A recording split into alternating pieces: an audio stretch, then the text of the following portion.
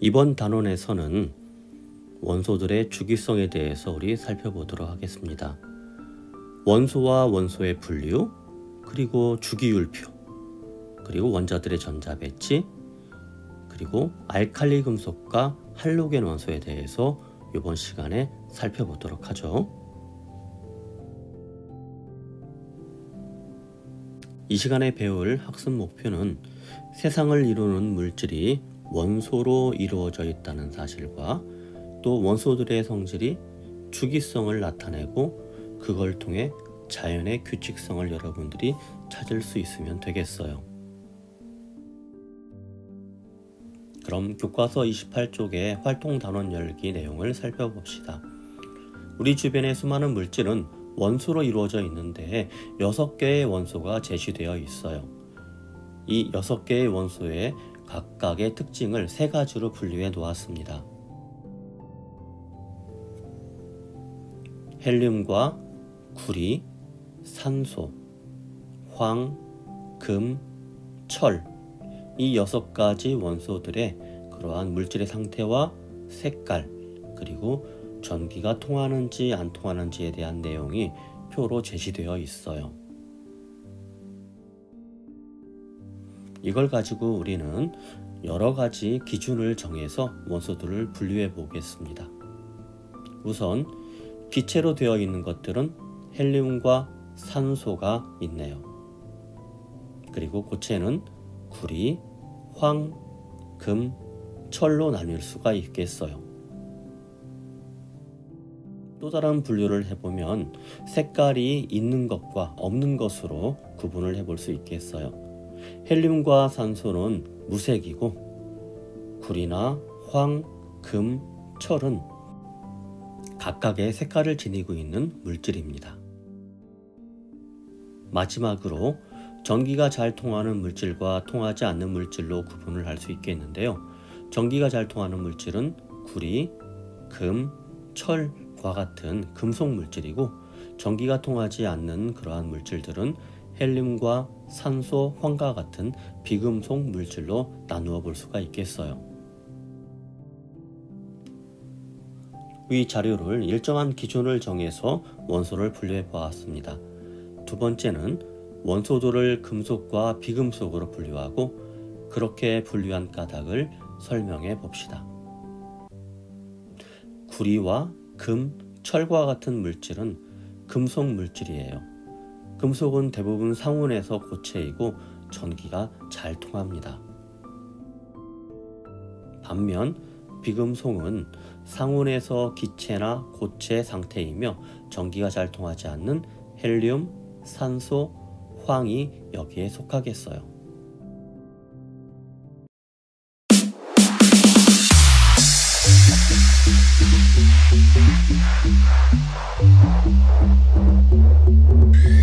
수소, 헬륨, 리튬, 베리륨, 풍소, 탄소, 질소, 산소, 수헬리베 붕탄 질산풀네 남아 알규인황 염화칼칼 수헬리베 붕탄 질산풀네 남아 알규인황 염화칼칼 여기 터뜨려 수소 폭발 bomb 여기 터뜨려 리튬 배터리 펑펑 헬륨 마시고 하늘 위로 다같이 점점 질소 포장 빵빵 이온 사인 블링블링 활성 없는 나는 아르곤 아무와도 반응 안해 너 말고 We are in science party 다같이 수헬리베 붕탄 질산풀네 수헬리베 붕탄 질산풀네 남아 알규인황 염화칼칼 수헬리베 붕탄 질산풀네 남아 알규인황 염화칼칼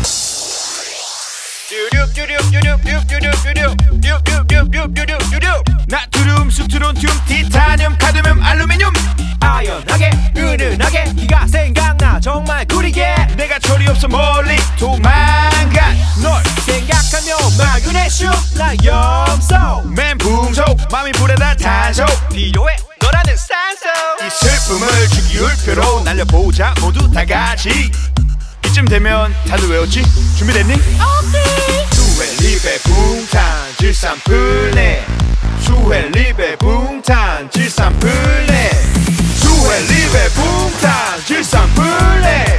수헬립의 붕탄 질산풀네.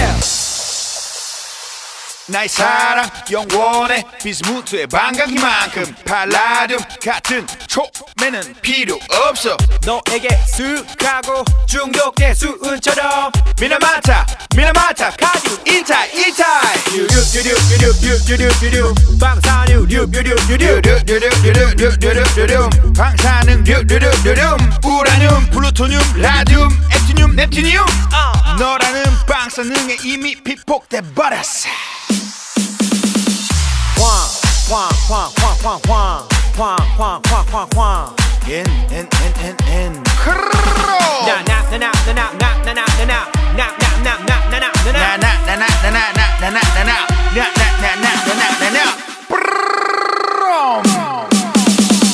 수헬립의 붕탄 질산풀네.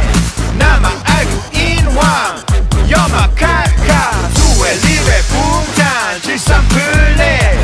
나만 알고 인황 염화칼칼. 수헬립의 붕탄 질산풀네. 나만 알고 인황 염화칼칼. 수헬립의 붕탄 질산풀네. 나만 알고 인황 염화칼칼. 주기율표 주기율표 수헬립의 붕탄 질산풀네. 수헬립의 붕탄 질산풀네.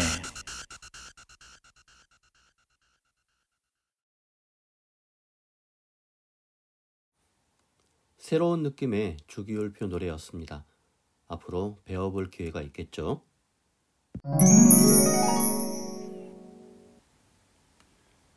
우주에 가장 많이 존재하는 원소는 수소와 헬륨입니다.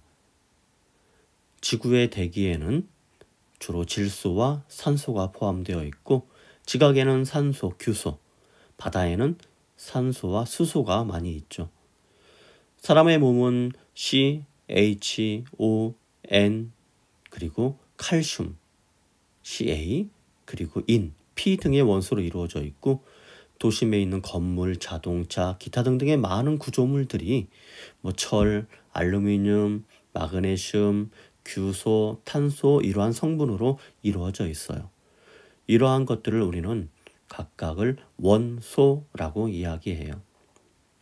한마디로 세상에 존재하는 모든 물질은 원소로 이루어져 있습니다.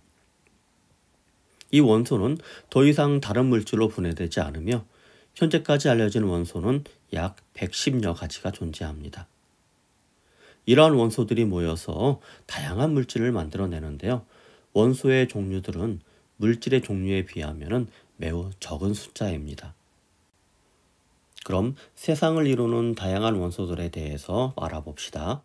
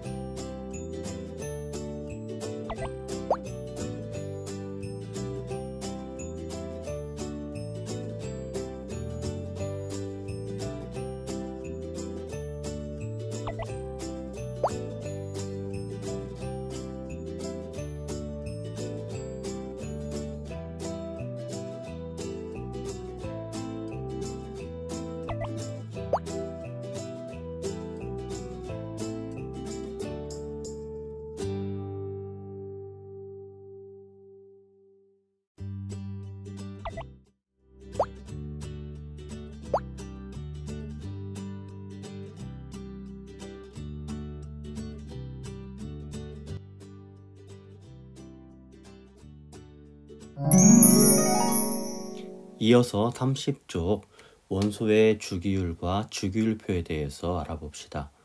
주기율이란 말은 원소들을 나열할 때 일정한 간격을 두고 성질이 비슷한 원소들로 나타나는 그런 현상을 주기율이라고 합니다.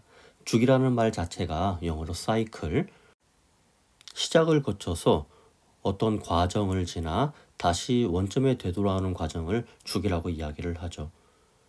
원소들이 어떠한 과정을 거쳐서 비슷한 성질이 나타나기 때문에 우리는 그걸 주기율이라고 이름을 붙였고, 그렇게 나열되도록 나타낸 표를 주기율표라고 이야기합니다. 한마디로 주기율표란 성질이 비슷한 원소들이 주기적으로 나타나도록 원소들을 배열한 표를 이야기합니다.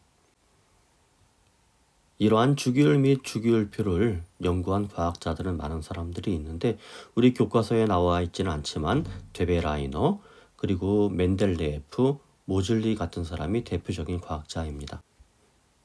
데베라이너는 그때까지 발견된 여러 원소들을 원자량 순으로 배열을 한 다음에 그 원자량 순으로 배열된 앞의 원소와 세 번째 원소의 원자량을 합했더니 가운데 원소의 원자량과 같다는 사실을 알아내서 새쌍원소설이라는 그러한 주장을 하게 됩니다. 데베라이너 이후에 수많은 과학자들이 원소의 주기율을 연구했어요. 그 이후 1869년 멘델레예프는 당시까지 발견된 63종의 원소들을 원자량 순서로 배열하여서 표를 만들게 됩니다. 이것이 멘델레예프의 주기율표가 되었어요. 원자량 순서대로 주기율을 만들었다는 의의가 있지만은 몇몇 원소들은 그 성질이 어떤 주기성을 벗어나는 문제점을 안고 있었어요. 하지만 멘델레예프는 발견되지 않은 원소의 자리는 비워두고 그 자리에 들어갈 원소의 원자량, 밀도 등 여러 가지 성질을 예측하여서 빈자리를 남겨두었습니다. 이후 예측한 원소들과 성질이 일치하는 새로운 원소들이 후대의 과학자들에 의해서 발견이 되기도 했습니다. 뒷장에서 우리 멘델레예프의 주기율표에 대해서 자세히 살펴보겠어요.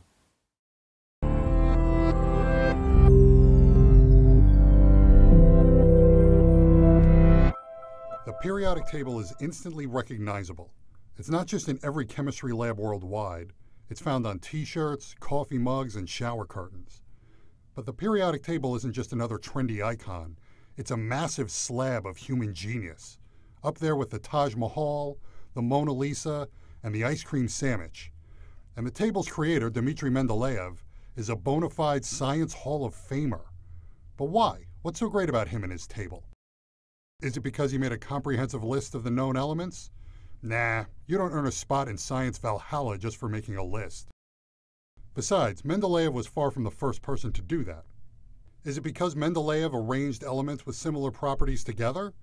Not really. That had already been done too. So what was Mendeleev's genius? Let's look at one of the first versions of the periodic table from around 1870. Here we see elements designated by their two-letter symbols arranged in a table. Check out the entry at the third column, fifth row. There's a dash there. From that unassuming placeholder springs the raw brilliance of Mendeleev. That dash is science. By putting that dash there, Dmitry was making a bold statement. He said, and I'm paraphrasing here, "Y'all haven't discovered this element yet. In the meantime, I'm going to give it a name. It's one step away from aluminum, so we'll call it Eka aluminum. Eka being Sanskrit for one. Nobody's found Eka aluminum yet, so we don't know anything about it, right? Wrong. Based on where it's located, I can tell you all about it. First of all, an atom of Eka aluminum has an atomic weight of 68, about 68 times heavier than a hydrogen atom. When Eka aluminum is isolated, you'll see it's a solid metal at room temperature. It's shiny, it conducts heat really well, it can be flattened into a sheet, stretched into a wire, but its melting point is low, like freakishly low. Oh, and a cubic centimeter of it will weigh 6 grams. Mendeleev could predict all of these things simply from where the blank spot was and his understanding of how the elements surrounding it behaved.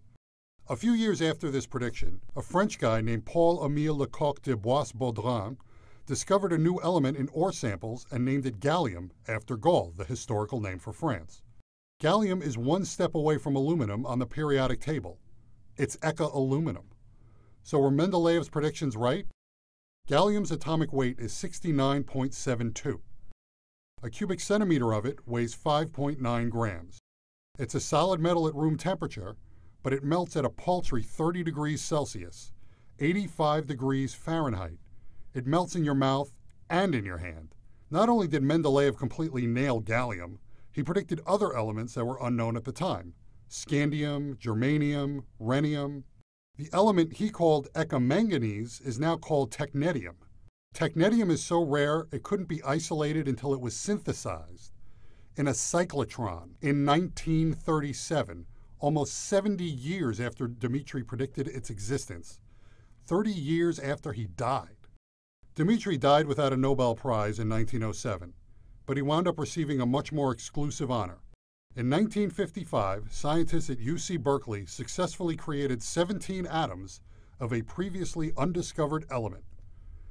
This element filled an empty spot in the periodic table at number 101 and was officially named Mendelevium in 1963. There have been well over 800 Nobel Prize winners, but only 15 scientists have an element named after them. So the next time you stare at a periodic table, whether it's on the wall of a university classroom or on a $5 coffee mug, Dmitri Mendeleev, the architect of the periodic table, will be staring back. 이후 멘델레예프의 주기율표가 가지고 있는 한계점, 모순된 점을 모즐리가 원자량 순서가 아닌 원자 번호 순서대로 주기율표를 만듦으로써 해결이 됩니다. 양성자의 수에 따라 원소마다 번호를 붙여서 이를 원자 번호라고 이름을 붙여 그 순서대로 주기율표를 만든 거예요. 원소들의 주기적 성질이 원자량 순서가 아니라 말하자면은 양성자의 수, 원자 안에, 핵 안에 들어가 있는 양성자의 수, 즉 원자 번호에 의한 것임을 발견했기 때문이죠. 이렇듯 주기율표의 기틀을 마련한 과학자는 멘델레예프이지만 우리가 사용하고 있는 주기율표는 모즐리가 발견한 원자 번호 순서대로 원소를 배열합니다. 이 모즐리의 주기율표를 기초로 현대적인 주기율표가 만들어지게 되었어요. 원소들을 원자 번호 순서로 이렇게 나열하되 화학적 성질이 비슷한 원소들이 같은 세로줄에 오도록 배열을 한 거예요. 세로줄은 족이라고 부르고 1에서부터 18족까지 구성이 되며 가로줄을 주기라고 부르고 1주기에서 7주기까지로 구성이 되었습니다. 이 주기율표의 왼쪽과 가운데에는 주로 금속 원소가 존재하고 오른쪽에는 주로 비금속 원소가 존재합니다.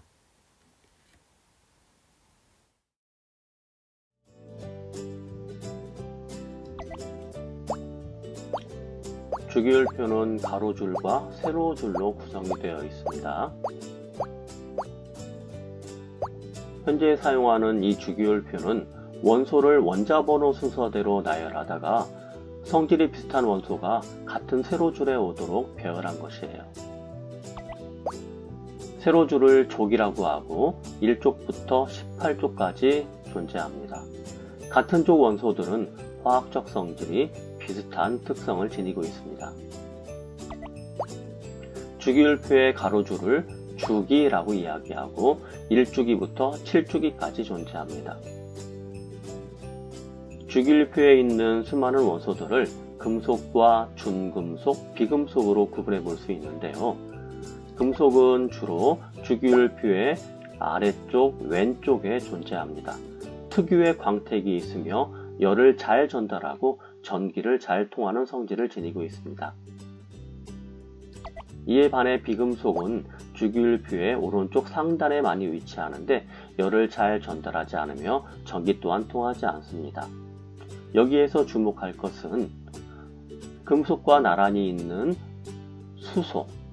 이 수소의 경우에는 금속이 위치한 곳에 존재하지만 금속이 아닌 비금속 물질, 기체 물질입니다. 그리고 금속도 아니고 비금속도 아닌 중간의 성질을 지니고 있는 준금속이 존재합니다. 실온에서의 상태에 따라서 고체, 액체, 기체로 구분해 볼 수 있는데요. 고체는 주로 금속 물질들이 고체 형상을 띠고 있습니다. 그리고 액체는 상온에서 주기율표에서 두 개를 우리가 살펴볼 수 있는데요. 수은과 브로민입니다. 수은은 금속 물질이면서 유일하게 액체로 존재하는 그러한 원소입니다.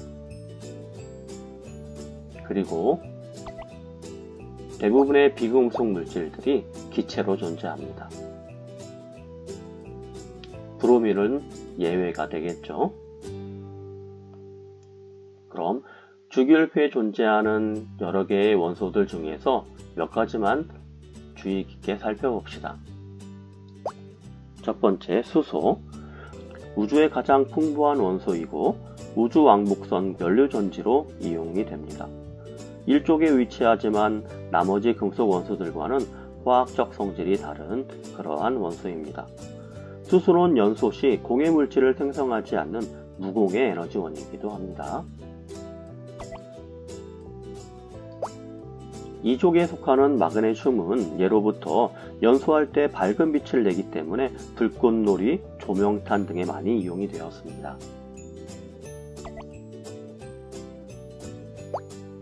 과자 봉지안에 들어가 있는 질소, 반응성이 작기 때문에 과자 등의 식품 포장용 충전기체로 이용이 됩니다. 실온에서 주로 매우 안정한 이원자 분자를 이루고 있고 냄새, 색깔, 맛을 띠지 않습니다. 암모니아와 같은 단순한 화합물에서부터 생명체 내의 단백질, 핵산과 같이 복잡한 화합물에까지 다수 존재합니다. 마지막으로 알루미늄에 대해서 볼까요? 가볍고 얇게 퍼지는 성질이 있어서 창틀, 지붕재료 등 건축 자재로 이용되고 또한 알루미늄은 산소와 규소 다음으로 지구상에 무지 많은 원소입니다. 그렇지만 산화성이 크기 때문에 다른 금속에 비해서 인류가 늦게 사용한 금속입니다.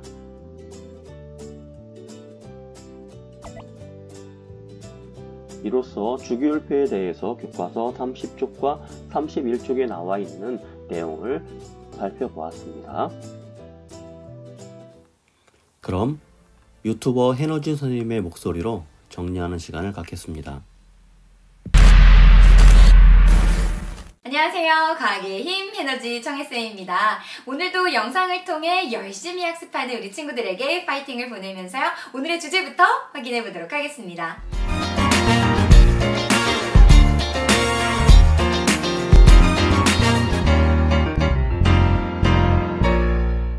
자, 우리 친구들과 선생님은요, 오늘부터는 원소에 대한 개념을 한번 학습해 보도록 하겠습니다. 우리가 빅뱅 이후에 어떻게 기본 입자들이 만들어졌는가, 이런 이야기들은 함께 했거든요. 자, 그럼 먼저 원소라는 것이 도대체 무슨 개념인지 한번 살펴보도록 할게요. 자, 원소라는 걸 봤더니 다른 물질로 분해되지 않는 물질을 이루는 기본 성분이래요. 그러니까 우리 친구들 원소라는 건 종류의 개념으로 접근을 해야 되는 겁니다. 자, 이 물질을 이루고 있는 종류가 도대체 뭐야? 라는 것이 바로 원소의 개념이라는 거예요. 자, 그러면 이런 원소들은 어떠한 특성을 가지고 있는데 주기적으로 나타나는 특성이 있더라는 거예요. 우리는 그 특성을 뭐라고 하냐면 주기율이라고 이야기해요. 조금 어렵죠? 자, 이 주기율이라는 것이, 그런데 우리가 다 기억하기는 어려우니까 어떤 표를 봤는데 그 주기율이 잘 나타나는 표가 있다면 훨씬 더 공부하기가 쉽겠죠. 그래서 이 주기율이 잘 드러나도록 원소를 배열했는데요. 그것을 우리는 어떤 표로 나타냈어요. 그 표를 우리는 주기율표다라고 이해하시면 되겠습니다. 자, 그러면 이 주기율표가 어떻게 완성됐는가, 그 역사적인 흐름을 좀 보자고요. 자, 첫 번째는 라부아지에예요. 라부아지에라는 사람이 최초로 원소라는 것을 분류합니다. 자, 그럼 두 번째, 되베라이너라는 사람이 나오는데요. 이 되베라이너는 어떤 걸 했냐면 세상 원소설이라고 해서 어떤 원소 세 개를 봤더니 이 세 개의 원소 사이에, 이 원자량 사이에는 어떠한 규칙이 있더라 라는 거죠. 이거를 조금 더 발전시킨 것이요, 율렌즈라는 사람입니다. 율렌즈는 이런 거 주기율을 좀 나열해 봤더니 8번째 원소마다 어떤 특징이 나타나더라, 반복되더라 라는 것을 발견하게 돼요. 조금 더 지나서 이제 우리가 진짜 본격적으로 학습할 내용은 바로 멘델레예프입니다. 이 멘델레예프는요, 최초의 주기율표를 만들어낸 사람이에요. 시기가 1869년입니다. 네. 그런데 이 멘델레예프는 무엇을 기준으로 주기율표를 작성했냐면 원자량 순서대로 이 원소를 배열을 했습니다. 총 63종을 만들었고요. 이 사람 참 대단한 거는요. 발견되지 않은 원소도 자연 어딘가에 있을 거야 라고 얘기하면서 그 자리를 빈칸으로 두게 됩니다. 이것들이 다시 다 조금씩 더 연구되면서 드디어 모줄리라는 사람이요. 양성자 수에 따라서 원자 번호를 결정하고 원자 번호 순으로 이 주기율표를 완성하게 되죠. 그래서 우리가 사용하는 것은 지금 모줄리의 주기율표를 기반으로 하고 있다라는 것을 기억해주면 되겠습니다. 자, 그럼 실제적으로 주기율표 한번 보도록 할게요. 현대 주기율표를 보면 앞에서 얘기했던 것처럼 양성자 수를 따라서 이제 원자 번호를 매겼고 그 원자 번호 순서대로 우리가 주기율표를 작성을 하고 있는데요. 보시면 성질이 비슷한 원소는 같은 세로줄에 오게 돼요. 즉 같은 세로줄에 있다는 것은 얘네 성질이 비슷한 애들이구나 라고 생각을 하시면 된다는 거예요. 자, 그럼 그 세로줄을 우리가 뭐라고 부를 거냐면 족이라고 불러요. 그럼 가로줄은 뭐라고 부르느냐? 주기라고 부른다는 거죠. 그래서 첫 번째 있으면 1주기, 두 번째 줄에 있으면 2주기, 세 번째 줄에 있으면 3주기. 첫 번째 족에 있으면 1족, 그 다음 2족, 그 다음에 3족, 그 다음 맨 끝에 있으면 18족. 이렇게 되셨나요? 그래서 먼저 우리 친구들은 용어에 조금 더 익숙해지셨으면 좋겠습니다. 그래서 오늘 첫 번째는요. 이 주기율이라는 것이 무엇이고 왜 표로 작성했고 어떤 과정을 통해서 현대의 주기율표가 지금 완성이 되어 있구나 라는 것을 잘 우리 친구들 이해했으면 좋겠습니다.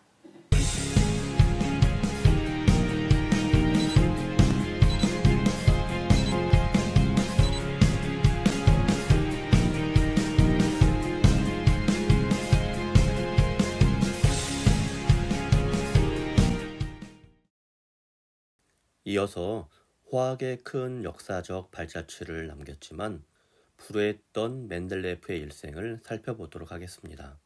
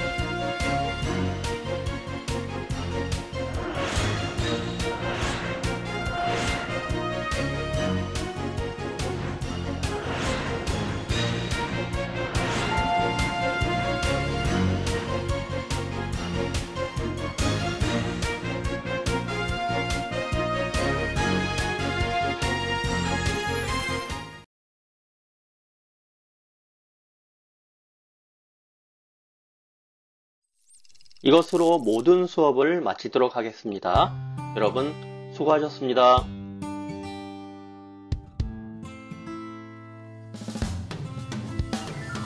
수소, 헬륨, 리튬, 헬륨, 음소, 탄소, 질소, 산소, 플루오린, 네온, 나트륨, 마그네슘, 알루미늄, 규소, 인황염소, 아르곤, 칼륨, 칼슘, 주기율표. 주기율표 화학의 내비게이션 성질과 특성에 따라 원소가 정리되어 있죠. 정말? 같은 족 원소들은 물리적, 화학적 성질 비슷하여 성질을 예측할 수 있죠. 와, 재밌네. 왼쪽엔 금속 원소가 오른쪽에 비금속 원소가 상온에서 금속 원소는 고체, 비금속 원소들은 기체나 액체. 수소, 헬륨, 리튬, 헬륨, 음소, 탄소, 질소, 산소, 플루오린, 네온, 나트륨, 마그네슘, 알루미늄, 규소, 인황염소, 아르곤, 칼륨, 칼슘, 주기율표. 1869년 멘델레예프는 복잡한 원소의 규칙을 찾아내 원자량이 커지는 순서로 멘델레예프의 주기율표 만들었지. 후대 과학자들 연구한 끝에 원자 번호가 커지는 순서대로 배열했고 오늘날의 주기율표 탄생. 수소, 헬륨, 리튬, 헬륨, 음소, 탄소, 질소, 산소, 플루오린, 네온, 나트륨, 마그네슘, 알루미늄, 규소, 인황염소, 아르곤, 칼륨, 칼슘, 주기율표. 물질을 분해하고 분해하다 보면 분해되지 않은 기본 성분이 나와. 그것이 바로 원소. 그것이 바로 원소. 수소, 산소가 많아. 물이 되고 규소, 산소가 많아. 유리 되고 나트륨, 염소가 많아. 소금 되고 소금과 탄산이 많아. 시약 되고 서로 다른 두 가지 물질 섞여 또 다른 물질이 돼. 서로 다른 두 가지 물질 섞여 또